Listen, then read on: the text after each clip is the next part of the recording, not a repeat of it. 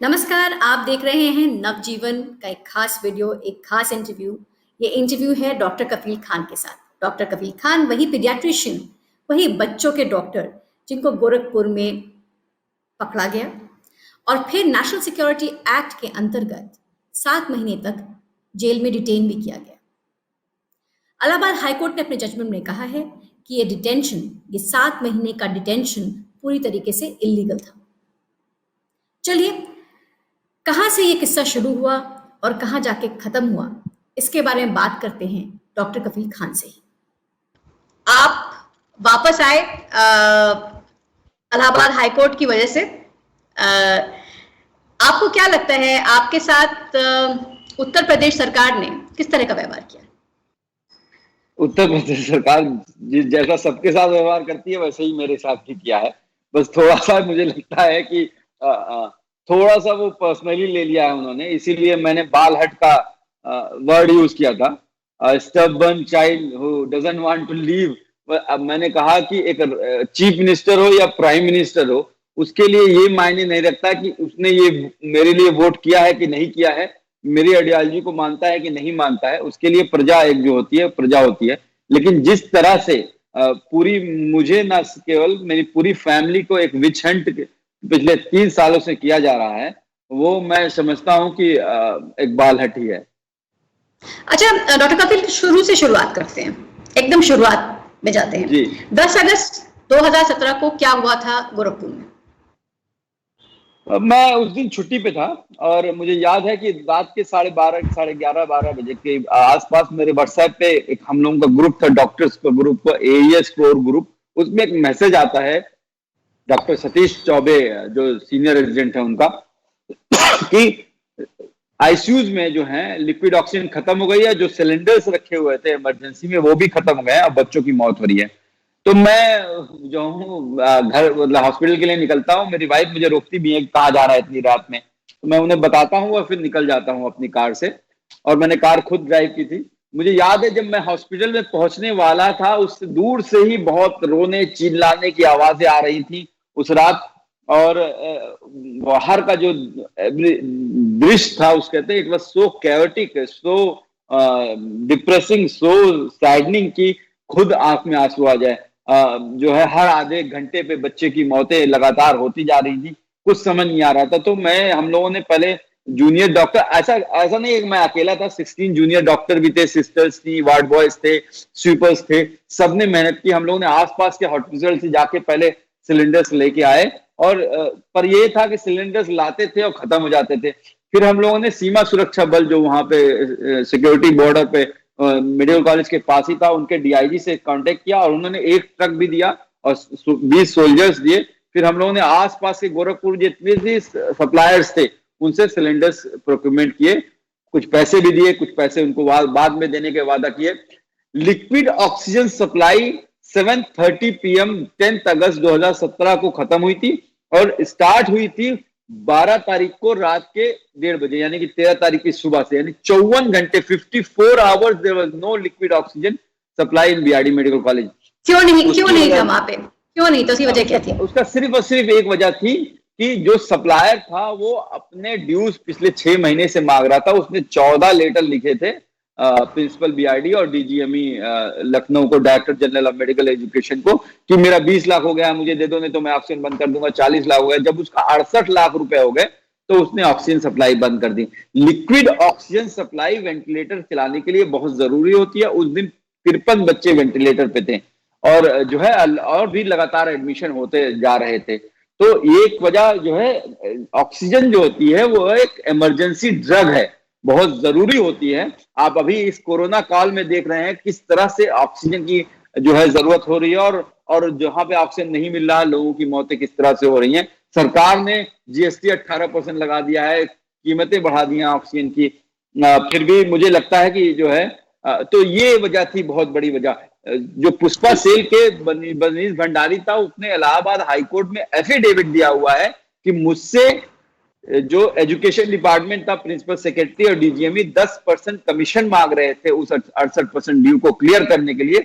मैंने उनको 10% कमीशन नहीं दिया, इस वजह से उन्होंने जो है उनका ड्यू नहीं दिया और इसने ऑक्सीजन बंद कर दी। तो ये करप्शन का खेल था जिसकी वजह से सरकार जो है इस मामले को पूरा दबाना चाहती थी। तो 13 अगस्त को डॉक्टर कफील फिर चीफ मिनिस्टर योगीनाथ वहां पे आए, आपसे भी मिले, क्या हुआ वो वाकया, क्या जरा बताइए हम लोगों को। असल में 13 अगस्त से पहले 12 अगस्त को हेल्थ मिनिस्टर सिद्धार्थनाथ सिंह और आशुतोष टंडन आए थे। उन्होंने एक ऐसा बयान दे दिया था कि अगस्त में मौतें होती ही रहती हैं। उन्होंने इस तरह से बच्चों को मौतों को कंपेयर किया कि 2016 में 19.5 बच्चे मरे थे, 2017 में 20.5 बच्चे मरे। 0.5 क्या जिंदगी होती है। तो इस मामले को लेके मीडिया में और हर जगह बहुत बवाल मुड़ा और सरकार से इस्तीफे की मांग होने लगी। इस डैमेज कंट्रोल करने के लिए चीफ मिनिस्टर खुद आए थे। उस वक्त उनके साथ एक्स जो उस वक्त के हेल्थ मिनिस्टर थे, union minister JP Nadda sir थे, जो अभी प्रेसिडेंट बन गए, वो थे। और उन्होंने जो है, मुझे याद है, हॉस्पिटल घुसते ही सबसे पहला क्वेश्चन ये पूछा, कौन है डॉक्टर कफील। ये नहीं पूछा कौन, कितने बच्चे मरे, क्यों मरे, किसने, क्यों ऑक्सीजन सप्लाई कमी हुई। सबसे पहला क्वेश्चन उन्होंने जो पूछा था, कौन है डॉक्टर कफील। और मुझे लाया जाता है और मुझे लगा कि मुझे शाबाशी मिलेगी, तो मैं भी जो है जल्दी जल्दी आया। और उस वक्त एचओडीज थे, डीएम था, सब लोग थे। उन्होंने यही कहा कि तू डॉक्टर कफील है, तो मैंने कहा यस सर। तू सिलेंडर लेके आया था, मैंने कहा यस सर। तू सिलेंडर लाके सोचता है तू हीरो बन जाएगा, देखता हूं तुझे। एक तो तू कहना और दूसरे उंगली और इसी तरह से उठाना, और जो चेहरा उनका था बहुत गुस्से वाला था। तो मैं उस वक्त मतलब I was the junior most doctor, थोड़ा डर गया। लोगों ने मुझे हटा दिया कि भाई गुस्सा हट जाओ। Those 4 words have changed my life totally completely, you know। और उसके बाद जो है एफआईआर होता है, मेरी गिरफ्तारी होती है, 9 महीने जेल में रखना पड़ता है। फाइनली ऑन 25 अप्रैल 2018, 9 महीनों के बाद इलाहाबाद हाई कोर्ट ये कहता है कि इनके खिलाफ कोई भी एविडेंस नहीं है मेडिकल नेग्लिजेंस का, करप्शन का, और ना ही ये ऑक्सीजन टेंडर से रिलेटेड थे। और इस बीच में आप एक इन्वेस्टिगेशन भी होता है जिसमें आईएएस ऑफिसर्स इन्वॉल्व होते हैं सीनियर लेवल पे, उसके बारे में बताइए। 8 इन्वेस्टिगेशन आज तक हो चुके हैं मेरे, 8 इंक्वायरी कमेटी बन चुकी है। और सबसे पहले डिस्ट्रिक्ट मजिस्ट्रेट गोरखपुर के राजीव रतौला की बनी थी, जो 24 घंटे में उन्होंने रिपोर्ट दी थी और मुझे उन्होंने कोई इल्जाम नहीं लगाया था। उसके बाद कमिश्नर गोरखपुर ने बनाया, उसके बाद प्रिंसिपल सेक्रेटरी हेल्थ ने, PGI Safdarjung hospital, RML hospital Lucknow से टीम आई थी, सफदरजंग हॉस्पिटल दिल्ली की टीम जो सेंट्रल गवर्नमेंट ने भेजी थी। इन सारी टीमों ने जब क्लीन चिट दे दी तो एक हाई लेवल की कमेटी बनाई गई जिसमें प्रिंसिपल सेक्रेटरी हिमांशु कुमार को बनाया गया। उनसे कहा गया था कि 90 दिन के अंदर जो है इस इंक्वायरी खत्म कीजिए। ये इंक्वायरी 22 अगस्त 2017 को स्टार्ट हुई थी और जब हमने 2 साल इंतजार किया, ये इंक्वायरी खत्म ही नहीं हो रही थी। बार बार मुझे बुलाया जा रहा था, मैं जा रहा था, अपना जवाब दे रहा था। तो हमने इलाहाबाद हाईकोर्ट अप्रोच किया। इलाहाबाद हाईकोर्ट ने 7 मार्च 2019 को यूपी गवर्नमेंट को ऑर्डर किया कि इस इंक्वायरी को खत्म कीजिए। तो इन्होंने इंक्वायरी जो है हिमांशु कुमार ने, जो हमें डेटेड है, वो अप्रैल में सबमिट कर दी थी। पर लगता है लोकसभा चुनाव में सरकार अपनी किरकिरी नहीं कराना चाहती थी, क्योंकि उस रिपोर्ट में मुझे क्लीन चिट दी गई थी और ये माना था कि मैं 500 सिलेंडर अपने लोगों के वजह से अरेंज किए हैं और जो है मेरा कोई मेडिकल नेग्लिजेंस, करप्शन और ऑक्सीजन के संबंध में कोई लेना देना नहीं था।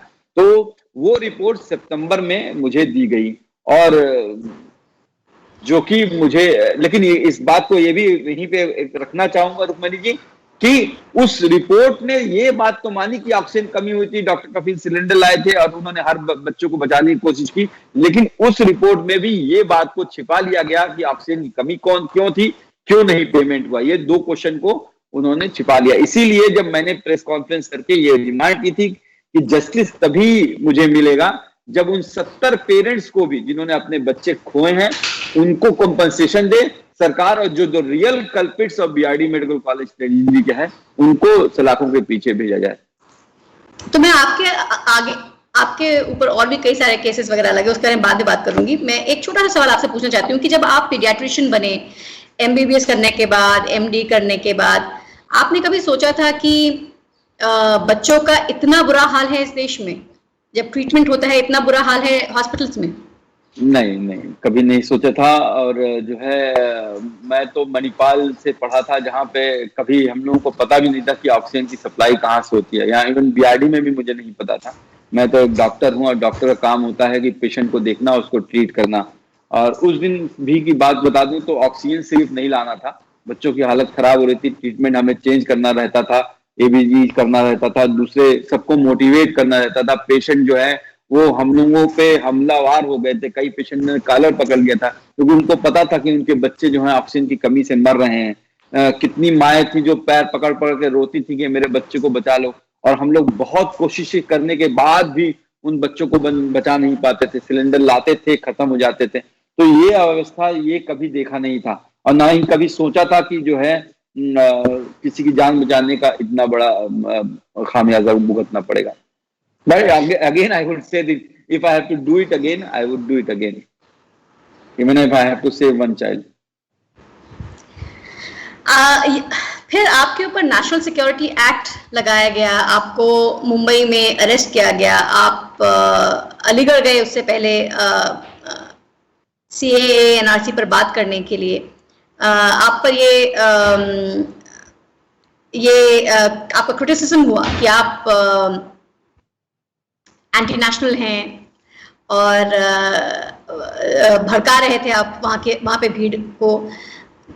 क्या कर रहे थे आप वहां पर, और फिर नेशनल सिक्योरिटी एक्ट से कैसे बचे आप?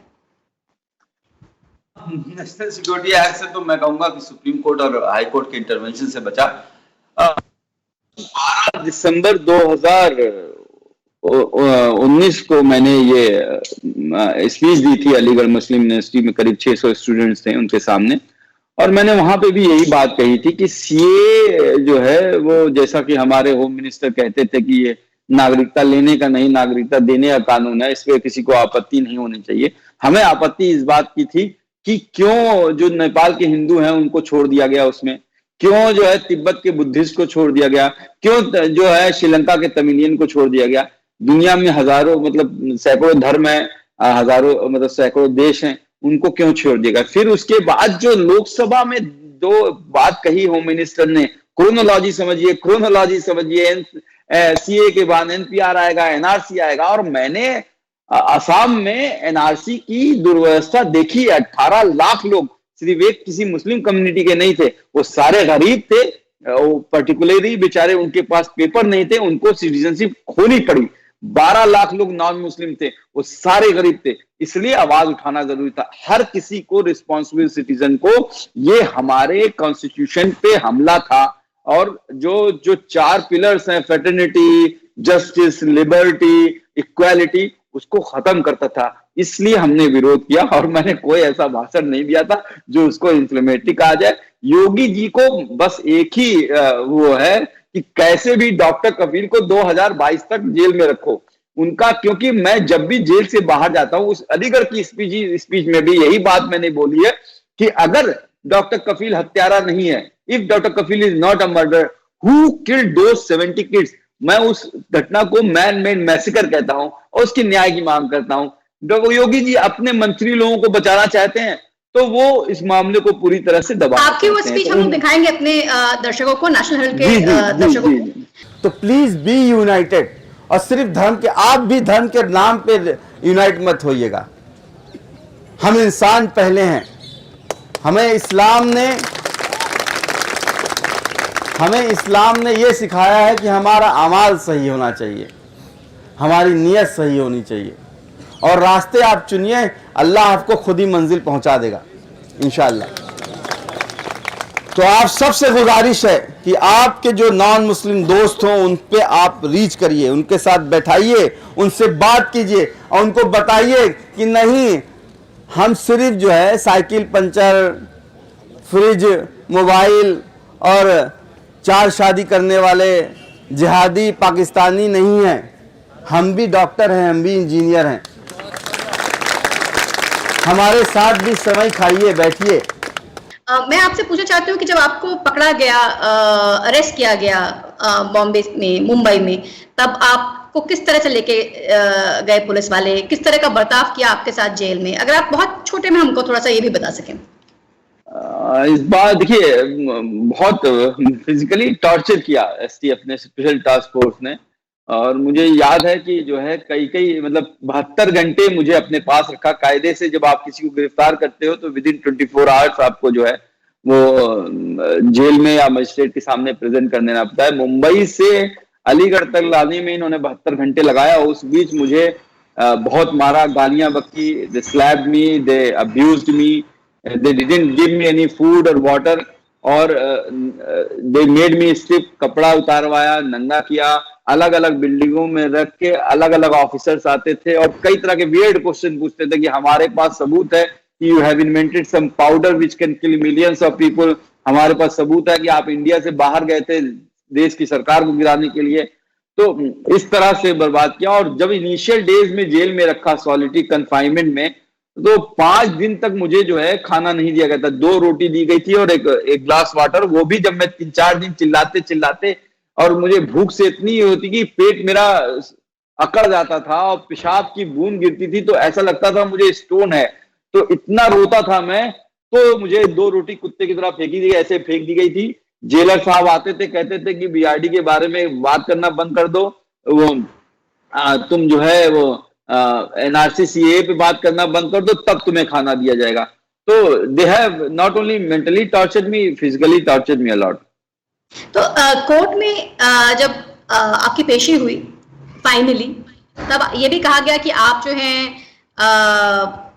एग्जैक्टली डॉक्टर नहीं हैं, आप फ्रॉड डॉक्टर हैं, ऐसे भी कोई कुछ आर्ग्यूमेंट दिया गया था, जरा उसके बारे में बताइए हम लोगों को। जी जी, इन्होंने कहा कि ये इनकी डिग्री फर्जी है। तो जज साहब ने इनको कहा कि भाई अगर डिग्री फर्जी है तो आपने नौकरी इनको क्यों दी? मेडिकल काउंसिल ऑफ इंडिया ने कैसे इनको रजिस्ट्रेशन दिया है? मैं मणिपाल से पढ़ा हूं और उसकी डिग्री रिकग्नाइज है। तो ये इस तरह के बेबुनियाद आरोप ये लगाते रहते हैं। आप अगर कोर्ट का ऑर्डर पढ़िए, चीफ जस्टिस ऑफ इलाहाबाद ने क्लियरली मेंशन किया है, उन्होंने 42 पन्नों के ऑर्डर में पहले ही पन्ने पे लिखा है कि not only the detainee, the whole family is harassed by the Uttar Pradesh government machinery, यानी पूरी फैमिली को ये परेशान करना है। दूसरे उन्होंने कहा कि district magistrate has a selective approach towards this case, the speech was not about the hate and violence, it was about the integrity and unity of India. तो देश को तोड़ने की बात नहीं की थी, देश को जोड़ने की बात की थी। उसको क्या हुआ था आपको बता दूं कि 30 से 45 मिनट की स्पीच थी, इन्होंने सीडी बनाई 2 मिनट की। जब ये सीडी जो है मुझे दी गई तो दिखाया नहीं गया, ना ही मुझे ट्रांसक्रिप्ट दी गई थी। जब ये सीडी इलाहाबाद हाईकोर्ट में चीफ जस्टिस के सामने चली तब इनकी पोल खुली थी। तो आप नेशनल सिक्योरिटी एक्ट आपके ऊपर लगाया गया, आप अब मैं तो चलिए तब भी ठीक है, बहुत से लोगों पे यूएपीए लगा हुआ है। आप भीमा कोरेगांव केस देख लीजिए, कितने बुजुर्ग बेचारे 70-80 ईयर ओल्ड के, उनको अभी भी इस कोरोना काल में बेल नहीं मिल रही है। तो मैं तो लकी समझता हूं कि जो है मुझे एनएसए लगाया और मुझे एनएसए टूट भी गया। पर डॉक्टर कफील, आप एक डॉक्टर भी हैं और एक स्पेशलिस्ट भी हैं, आप पीडियाट्रिशियन हैं। पीडियाट्रिशियंस को बहुत पैसा मिलता है इस देश में, और विदेश में चले जाएंगे तो आप बहुत अच्छा करेंगे। आप कहाँ पे उलझ गए हैं और क्यों उलझे हैं? देखिए, मैं आपको बता दूं, 330 बच्चों का बैच था मेरा मणिपाल में एमबीबीएस करते वक्त, और उसके बाद पीडियाट्रिक भी हम लोगों ने किया। तो अभी हमारे जो मेरे बैच के कुल 8 बच्चे हैं जो डॉक्टर हैं, जो इंडिया में, सारे छोड़ के यूएस, यूके, ऑस्ट्रेलिया चले गए। मैं नहीं गया क्योंकि मेरे घर वाले और मैं अपने देश से प्यार करता था और उनको छोड़ना नहीं चाहता था। और पैसे की बात कर दूं तो आज भी अगर सरकार मुझे नौकरी से निकाल दे तो मैं किसी भी हॉस्पिटल में ज्वाइन करके 4-5 लाख रुपए की नौकरी तो कर सकता हूं। पर ये सरकार ना मुझे सस्पेंशन रिवोक करती है और ना ही नौकरी से निकालती है। पिछले 3 सालों से सस्पेंड हूं, और आपको ये भी बात सुन के हैरानी होगी कि मुझे 2 बार सस्पेंड किया गया है। यानी कि बीआरडी के बाद भी सस्पेंड किया गया, उसके बाद जब बीआरडी की रिपोर्ट क्लीन चिट मिल गई तो इन्होंने दोबारा मुझे एक नई इंक्वायरी करके कि सरकार ही नौकर होते हुए सरकार के खिलाफ बोलते हैं, फिर से सस्पेंड कर दिया। एक ही आदमी को 2-2 बार सस्पेंड कर दिया गया। तो ये तो एक जाल है। पर मैंने एक रियलाइज किया, एक बात बताऊं रुक्मणी जी, कि जब मैं जेल से बीआरडी के बाहर निकला तो मैं पूरे ऑल ओवर इंडिया टूर करने लगा। और देन आई रियलाइज कि BRD oxygen tragedy was just a brutal face of our broken health system. जो 72% ऑफ पॉपुलेशन है उसको हेल्थ एसेस है ही नहीं। गांव में एक डॉक्टर के ऊपर 51,000 लोगों की वो जिम्मेदारी है। जिस टाइम जो है बीआरडी में 70 बच्चों की डेथ हुई थी, पूरे इंडिया में 8,80,000 बच्चे 2018 में मरे हैं, WHO कहता है। यानी हर घंटे 100 बच्चों की मौत हो रही है। तो मुझे लगा कि इसके अलावा भी बहुत सी बातें, मैं लोगों से पूछने लगा कि आपको सरकार से क्या अपेक्षा है। लोगों ने कहा 2 वक्त की रोटी मिल जाए, इज्जत की रोटी, अपना घर हो, जब बच्चा बीमार हो तो पढ़ने जाए तो अच्छे स्कूल में पढ़े, जब पढ़ लिख ले तो उसे नौकरी मिल जाए। यानी रोटी, कपड़ा, मकान, हेल्थ, एजुकेशन, एम्प्लॉयमेंट। लेकिन बात क्या की जा रही है? शमशान कब्रिस्तान की, अली बजरंग बली की, 3 तलाक हलाला की, राम मंदिर की। तो इस तरह का इशू बनाया जा रहा है जो बेसिक इशू को निगलेक्ट किया जा रहा है। तो इस बात को मैं आप एक्सेप्ट करूंगा कि एक डॉक्टर होने के साथ साथ एक्टिविज्म जो है डॉक्टर कफील में आ गया है। और जो है और फिर आप प्रियंका गांधी से मिले। मैं क्योंकि वक्त हो चला है इसलिए मैं जल्दी से आपको एक सवाल पूछ लेती हूँ कि आप जैसे ही नेशनल सिक्योरिटी एक्ट आपके ऊपर से उठाया गया, आपको प्रियंका जी ने कहा कि आप राजस्थान में जाइए, घर मत जाइए, हो सकता है कि आपके ऊपर अभी भी पुलिस निगरानी रख रही है और आप पे मतलब आप खतरे में हैं। उसके बाद फिर आप दिल्ली में प्रियंका जी से मिले, तो उस मुलाकात के बारे में थोड़ा बताइए। देखिए, अब मैं स्टार्ट कर देता हूं वहां से। जिस दिन मुझे जेल से छूटना था 1 सितंबर को, चीफ जस्टिस ऑफ इलाहाबाद ने लेटर जो है वो 16 लोगों को डिस्पैच किया था, जिसमें superintendent of jail, district magistrate Aligarh, home minister जो है, जो चीफ मिनिस्टर इस वक्त योगी आदित्यनाथ जी हैं, और होम मिनिस्टर इंडिया को गया था कि इमीडिएट रिलीज की जाए। फिर भी 12 घंटे तक मुझे रिलीज नहीं किया गया। और जो है बाहर जेल के बहुत ढेर सारी पुलिस खड़ी थी, मेरी सिक्योरिटी में तो खड़ी नहीं थी। तो मेरे घर वालों को लगा कि ये फिर से जिस तरह से 3-4 बार मुझे बेबुनियाद और फॉल्स चार्जेस लगा के जेल भेज चुके हैं, ऐसा ना करें। दूसरे, मथुरा से गोरखपुर 700 किलोमीटर का था, और आपको पता है यूपी की जो है ठोक दो की नीति चलती है, तो कहीं मुझे ठोक ना दें, तो घर वाले थोड़ा डरे थे। उसी वक्त प्रियंका गांधी मैम का फोन आया था। वो कॉन्ग्रेचुलेशन करने के लिए मेरे वाइफ को उन्होंने फोन किया था। मेरे घर वालों ने अप्रेंशन जताया कि ऐसा ऐसा हो सकता है। उन्होंने कहा कि भरतपुर मथुरा के पास में बॉर्डर है, आप वहां पे चले जाइए, राजस्थान में हमारी सरकार है, हम आपको सिक्योरिटी दे देंगे। तो मैं यहाँ आया, दिल्ली में उनसे मिला था, मैं उनको शुक्रिया अदा करने गया था, और ये सब कुछ ह्यूमैनिटेरियन ग्राउंड पे था, पॉलिटिकली कुछ नहीं है इसमें। तो आप कांग्रेस नहीं ज्वाइन कर रहे हैं, आप बता रहे हैं? ये सवाल मैं आपसे बार-बार पूछती हूँ, इसलिए फिर भी एक बार पूछ लेती हूँ।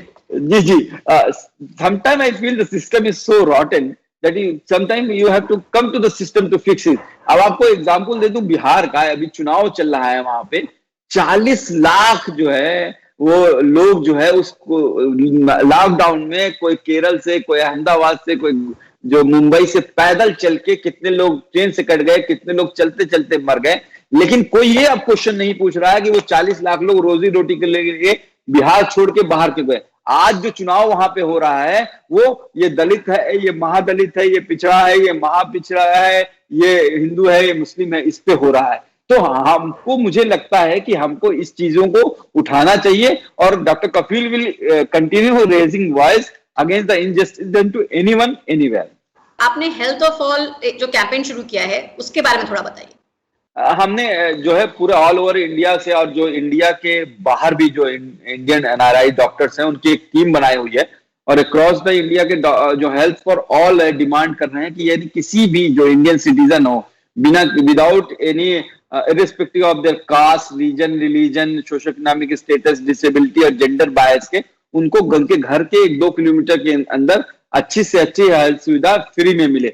इस पे हम कैंपेन चलाया है। 2 अक्टूबर गांधी जयंती पे हमने ये कैंपेन चलाया था, और हम एक प्रपोजल बना रहे हैं, और उम्मीद करते हैं अक्टूबर एंड या नवंबर फर्स्ट वीक तक हम एक प्रपोजल बना के post corona pandemic health structure हमारा इंडिया का कैसे इंप्रूव करे, क्या क्या चीजें की जरूरत है, और कैसे जो है वो जीडीपी जो एक्सपेंडिचर है उसको बढ़ाया जाए, उसका एक फ्रेमवर्क बना के हम हेल्थ मिनिस्टर डॉक्टर हर्षवर्धन को सबमिट करेंगे।